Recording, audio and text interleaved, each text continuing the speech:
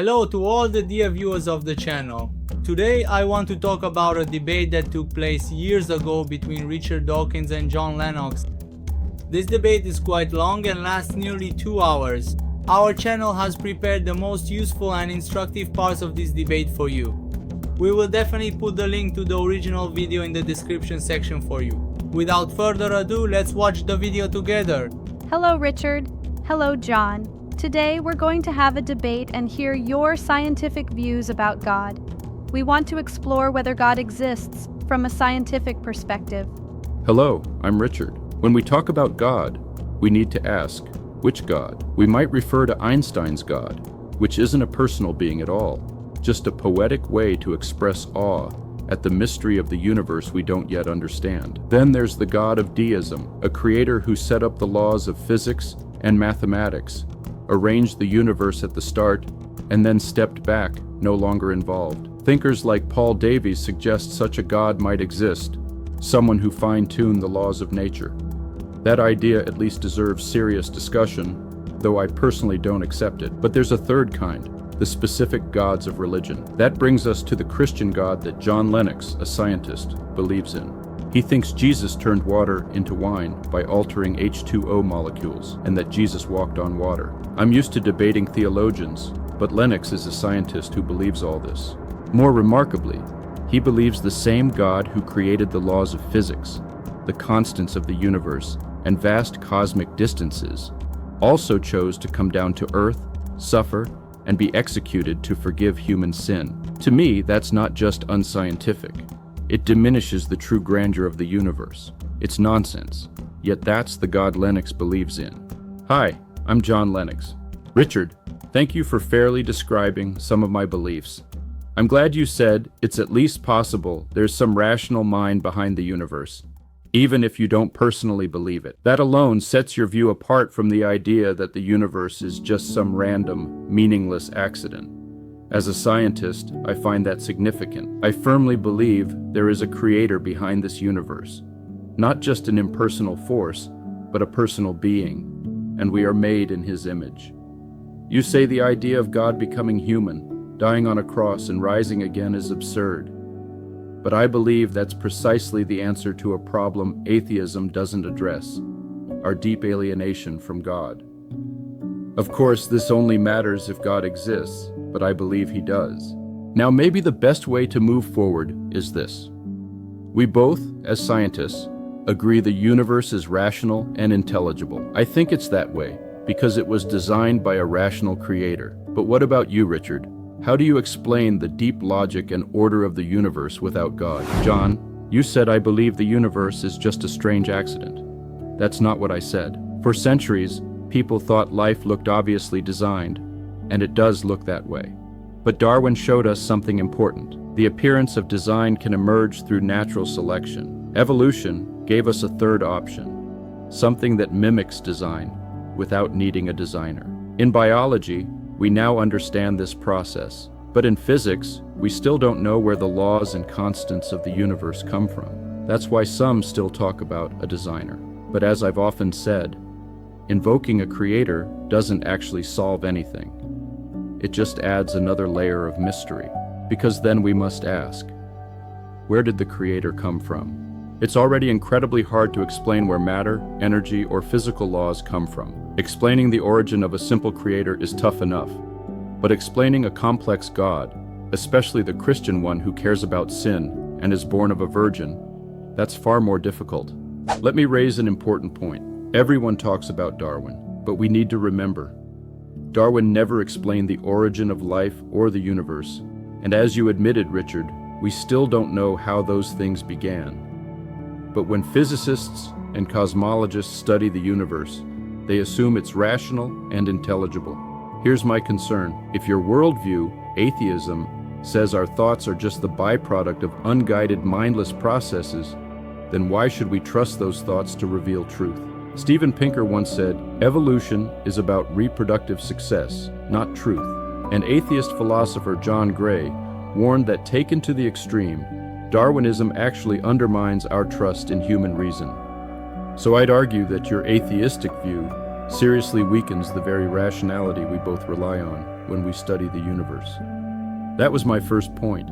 Our thoughts come from our brains, and our brains evolve through natural selection. You suggested this might weaken our ability to understand truth, but I don't see it that way. Natural selection shaped a brain that helps us survive. And to survive, we need to perceive reality fairly accurately. If our understanding of the world were totally flawed, we wouldn't make it. So it makes sense that evolution gave us minds that can grasp truth, at least well enough to make science possible. But here's a serious question. What does the concept of truth even mean in this context? If the brain is just a product of physics, chemistry, and neuroscience, then how can it recognize truth? If thoughts are nothing more than biological reactions, how can they go beyond that to actually know something real? Truth is simply what actually happens. An animal that can't tell right from wrong, or reality from illusion, won't survive. We live in a real world, and to stay alive, we must behave in ways that fit that reality. If you see a cliff, you don't jump off it, because you'd die. That's truth. So natural selection favors brains that recognize truth and act accordingly. In other words, our ability to know the truth is essential for survival. I can't resist making this joke. I know some of my colleagues succeed quite well by telling lies, but I wouldn't do that, not even to save my life. This is a completely different discussion, and there is no point in lying or joking. If you have nothing to say, it's better not to waste people's time. This is a slightly different point, but I still don't see how natural selection leads us to actual truth. Honestly, I admire your writing, especially your creative use of metaphors. You once wrote, "It's tempting to believe the world is designed, but Darwin showed it's an illusion." Yet lately, I've been drawn to what Simon Conway Morris has said, that evolutionary paths seem to carve their way through an informational hyperspace with astonishing precision. That makes the idea of design at some deeper level hard to dismiss. My point is this: if the mechanism you describe, though it doesn't explain the origin of life, is so incredibly smart in how it operates, then that very intelligence might itself be evidence of a mind behind it. The core idea in Darwin's natural selection is that there is no design or foresight involved. But that is just a hypothesis, not a certainty. Darwin said, natural selection has no guiding force. It just lets better adapted creatures survive. But even if evolution happens, there might be a guiding force. Natural selection is mindless. Survivors have genes helping their survival. Simon Conway Morris and I both agree, natural selection is aimless, but can produce results that seem purposeful. For example, Australian marsupial and placental animals show similar traits due to natural selection. Natural selection isn't directed, but it doesn't need direction and keeps working. Could natural selection be guided? Do you think that's impossible? If we have a clear, complete explanation without guidance, why bother looking for more? You say natural selection is mindless and automatic, like a clock that works on its own, but is designed. This complexity suggests a wise mind behind it. Is that right? You reject this because you argue everything moves from simple to complex. So since God's definition is more complex, God himself must be explained. You see God and science as opposing explanations. But when Newton discovered gravity, he didn't say God is not needed anymore. God is an interpreter, not a mechanism. In biology, the more complex a mechanism, the more likely there is an agent behind it. I don't understand how you can replace God with science. If no agent is needed, we remove it. If you see a car avoiding obstacles, you know a driver controls it.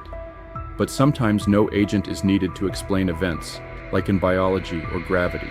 Newton believed in God, but science doesn't require an agent. It's an extra explanation. I'm not convinced. Even if you accept evolution, the world must be orderly. This order raises the biggest question about the origin of the universe, which evolution can't answer, nor can it explain the origin of life. These are different topics. Yes, but they're very important ones. They matter as long as we're talking about evolution. Shall we continue? Gladly. I think your belief that things must go from simple to complex is itself a kind of faith. If they do become more complex, we need an explanation. Absolutely. Natural selection provides that explanation, at least in biology. Let's step back to the origin of the universe and life. We know life is built on a digital code. It has its own language. and the only thing we know that creates language is a mind. Yet you deny a mind is behind this language, just because you're an atheist. I agree minds create human language, but DNA is not human language. It's very complex, yes, but that doesn't prove a mind created it. But we know no other explanation. As you once said, nonsense in, nonsense out. Yet DNA shows extreme information processing. Should I really believe such complexity came from randomness and natural laws without any mind behind it? Yes. As a mathematician, I find that incredibly hard to believe. I understand. That's called the argument from personal incredulity. Well, I could say the same about your position. You believe rationality came from irrationality, mind from matter. For me, the Bible's explanation, that in the beginning was the word, logos, makes far more sense. It allows science to even exist. But you haven't explained where the logos came from, because the logos didn't come from anywhere. So how is that an explanation? When you ask, who created the logos? You assume God is a created being. But the central idea in the Bible is that God, the logos, is eternal and uncreated. So I ask myself, which explanation makes more sense? That an eternal mind exists behind the universe, its laws, and its fine-tuned structure, or that it all just happened on its own. As a scientist, I find the former far more reasonable. But when you have no explanation for the universe, do you just accept it as a brute fact? Accepting the universe as a brute fact is much easier than accepting an intelligent creator. So who created that universe? You're the one insisting on asking that question. No, you are. You're the one who keeps asking, who made God? So I'm simply turning your question back to you. You say the universe made you, then who made the universe? God is a complex being, and that would require an even more complex explanation than the universe itself, which, according to modern physics, had a very simple beginning. Simpler explanations are better.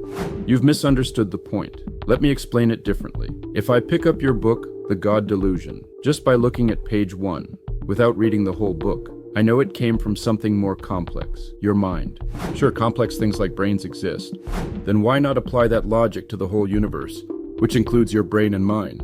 Because my brain has an explanation, evolution. We can trace it back through simpler stages, all the way to the early universe. Eventually, complex brains emerged and created complex things like books, computers, and cars. I absolutely disagree. When it comes to the origin of life, even calling it a miracle seems like an understatement. The self-organization of molecules into life is, to me, beyond anything random processes could explain. You say there's no way, but the truth is, we simply don't know yet. Science hasn't figured everything out. There are still gaps, true, but when I look at the ancient and highly complex language of DNA, I see a strong indication of a divine logos, a designing mind, rather than just natural laws at work. I'm not trying to hold on to an argument stubbornly, but reducing everything to mere physics weakens the rational ground we need for a serious discussion. I worry that the false dilemma of science or God leads people to abandon science when they choose faith. And that's a shame. You're changing the subject. Okay, let's go with it. We can talk about the origin of life or miracles, but when you don't have a natural explanation, you invoke magic. That's what you do for both miracles in the Bible and the origin of life. Right now, no one can fully explain how life began. Scientists are still working on it. But you believe there will be a naturalistic explanation? Yes. I think attributing unknowns to miracles shows fear or a lack of responsibility in pursuing truth. I agree with that. I'm not a fan of the God of the gaps, but that's exactly what you're doing, invoking God to fill the gap Darwin didn't cover, the origin of life and DNA. What I'm suggesting is that not all gaps are the same. Some can be filled by science, but others might hint at something beyond science. Your assumption seems to be that there's always a simple, reductionist scientific explanation. I don't think that's necessarily true. If there is a God, a personal creator, then I'd expect to find signs of his presence in the universe, in its mathematical order, its functional precision, and astonishing complexity. I'd also expect such a God to speak in special ways. And the more we try to reduce these things to science alone, the more complex they seem. I don't expect many of these cases, but I think the origin of life is one. And since you brought up miracles, here's my main point. You downplay something I think is deeply significant: death. If Jesus actually rose from the dead, historically speaking, that radically transforms our understanding of reality. I don't want to dismiss that. If that's truly God speaking to us, then I want to take it very seriously. Why do you treat it as so insignificant? Of course, if it were true, it would make a huge difference. But you suddenly jumped from a serious scientific issue, the origin of life, to a man who lived 2,000 years ago, born of a virgin, and supposedly rose from the dead, because you were the one who brought up miracles in the first place. Are you seriously saying that the creator of this vast universe had no better way to forgive sins than to have himself tortured and killed? Couldn't he just forgive?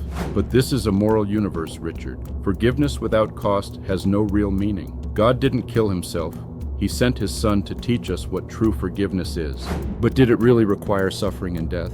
To understand that, we have to talk about justice. What role does justice play in your worldview? Justice is a deeply human concept. Perhaps it evolved through Darwinian mechanisms. But I'm not sure where you're going with this. I live in a world filled with injustice. If there's no God, there's no final justice. But if the resurrection is real, then we can hope for real final justice. That's why resurrection matters so much. A God who raises the dead brings hope where atheism offers none. Even if there's no hope, that doesn't make justice real. True, but I believe there's evidence that it is real. My faith is based on evidence, not blind hope. You're changing the subject again. You said without God, there's no hope. That's absolutely right, and you basically agreed. I didn't agree. I said if it were true. Then let's go to the root question. Does God exist? Has he revealed himself? You're not just a physical object. I can't understand you unless you reveal yourself. It's the same with God. The Christian claim is that God made himself knowable, personally. That's reasonable to me. The real question is it true or just myth? To me, it's myth. Then why do you say historians disagree about Jesus' existence? I've checked. They don't. That kind of statement undermines trust. Fair enough. Most historians do think he existed. But I still don't see it as important. But it is important. You say you might believe in some cosmic intelligence behind the universe. That's great. But why reject the idea of a God who also cares about morality and human behavior? If a creator can make a universe so complex, why assume he wouldn't care about us? I'm not saying morality doesn't matter. As a human, living in human society, it clearly does. But the idea of a God who cares about sin and personal thoughts just doesn't fit with the grandeur of the cosmos. That's a medieval God. Do you really think size matters most? On a logarithmic scale, you're between atoms and galaxies. So if God sees things from that perspective, your point doesn't hold.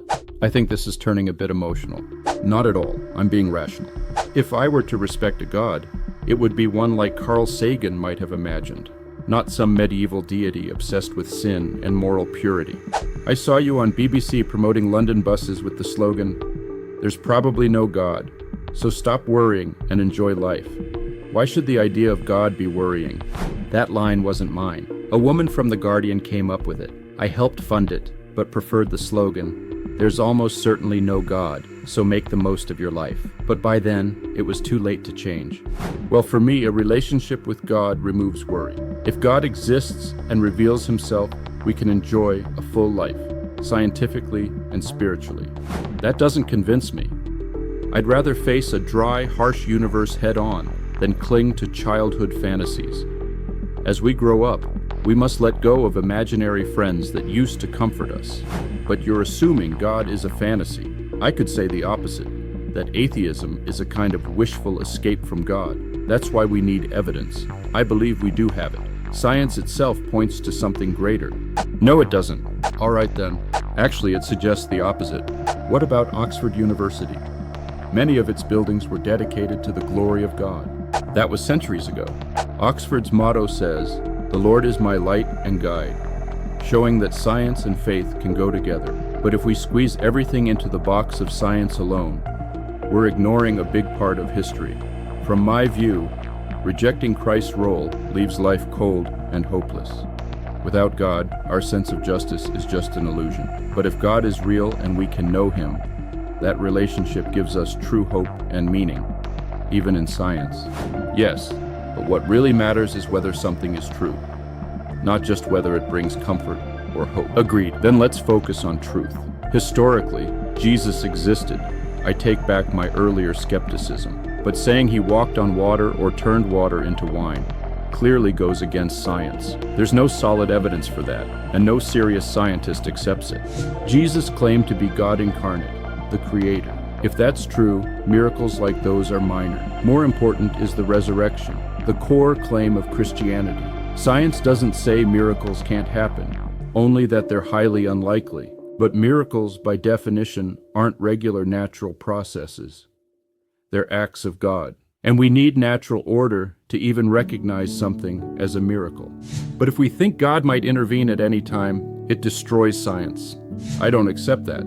The Bible assumes an orderly world. For example, when Joseph found Mary was pregnant, he didn't assume a miracle. He knew how pregnancy works. That's the point. The natural order helps us spot the supernatural. And many serious historians, not just Christian ones, say the resurrection has strong historical support. The empty tomb and explosive rise of early Christianity among Jews suggests something major happened. You're referring to historians different from those I trust. But again, the real issue is whether or not we allow supernatural interference. If we do, science breaks down. Okay, Richard. Are you ready to show us the rest of our scenes in the second part? But I want you to know that you are wrong. If I don't do this, I won't be able to sleep tonight. We believers are not wrong, but you atheists are wrong because you think you have chosen very wisely that there is no God. But it is entirely out of pride. Okay, let's finish this part. We'll talk more scientifically in the next part. We can't convince each other based on our senses. If you enjoy this kind of content and are looking for teachings and truths from the perspective of philosophers, researchers, and great thinkers, be sure to subscribe to our channel. Future debates will also be published on this channel. Don't miss those either. We will also share the views of great philosophers about God with you in the future. Be sure to subscribe to our channel, and if you enjoyed this video, don't forget to like it. We look forward to your comments in the comment section.